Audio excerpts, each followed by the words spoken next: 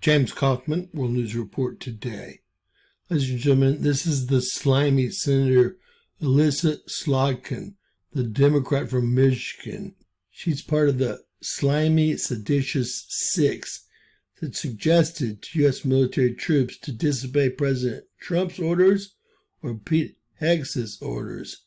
And if you take it apart, that's exactly what they were suggesting. So, ladies and gentlemen, now she's out whining again. She's an ex-CIA officer. How did the people of Michigan put her in as a senator?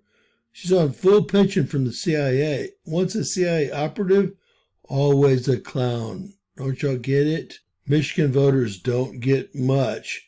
Now she's trying to crawl out of a corner she put herself in with her other seditious Democratic senators. There's a crime for exactly what they did. Any attempt to influence troops in any manner is actually illegal. And her being a CIA operative, retired, and now a U.S. Senator, well, she should have known that. Now she's worried about going to jail. She tried to get troops killed by breaking the chain of command. Now she's mad that, well, Judge Gian Piero and the DOJ are both after her on separate cases. And I told y'all there is a law that covers exactly what they did, even with the words they used. I'm Senator Elissa Slotkin from Michigan. Last week, U.S. Attorney from the District of Columbia, former Fox host Jeanine Pirro, reached out asking to interview me because of a 90-second video that I filmed in November. This is on top of an FBI inquiry that came in from the Counterterrorism Division late last year.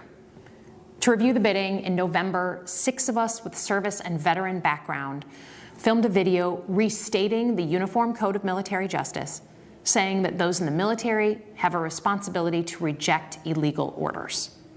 In response, the president called for us to be investigated, arrested, and ultimately hanged. He ended up tweeting over a dozen times about that, and yesterday in Michigan falsely said that I stole my 2024 election. In response to the president's tweets, the threats went through the roof. We had over 1,000 threats come in. Over 100 were credible and are being investigated. I went on 24/7 security from Capitol Police. I had a bomb threat at my house. My parents were swatted in the middle of the night, and my siblings had cop cars placed in their driveways. And now he's using... You can believe about nothing of what she said. Remember, ex-clown, always a clown. His political appointees at the FBI and the Department of Justice to follow through with his threats. To be clear, this is the president's playbook. Truth doesn't matter, facts don't matter, and anyone who disagrees with him becomes an enemy, and he then weaponizes the federal government against them. It's legal intimidation and physical intimidation meant to get you to shut up.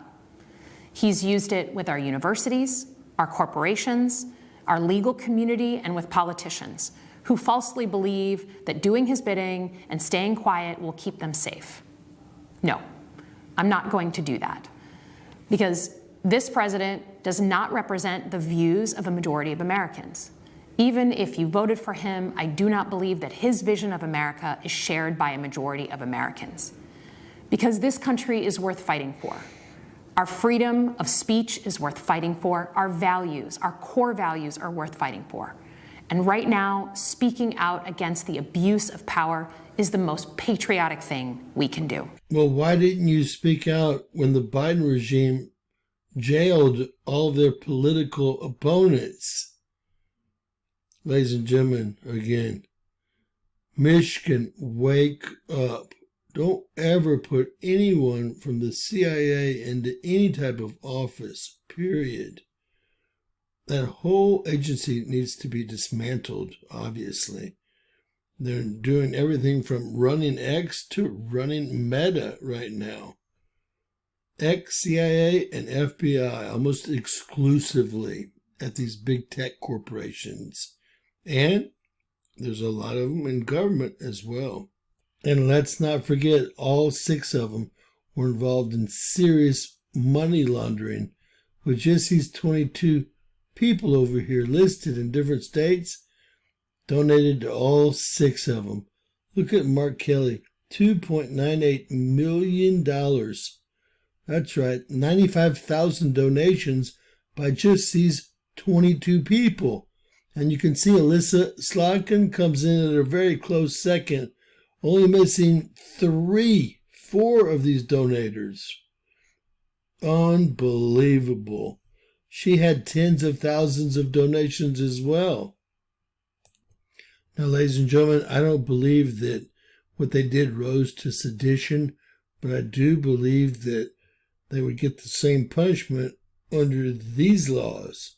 Whoever with intent to interfere with, impair, or influence the loyalty, morale, or discipline of the military or naval forces of the United States, advises, counsels, urges, or in any manner causes or attempts to cause insubordination, disloyalty, mutiny, or refusal of duty by any member of the military or naval forces of the United States, or distributes or attempts to distribute any written or printed matter which advises, counsels, or urges insubordination, disloyalty, mutiny, or refusal of duty by any member of the military or naval forces of the United States, shall be fined under this title or imprisoned not more than 10 years or both, and shall be ineligible for employment by the United States or any department or agency thereof for at least 5 following years.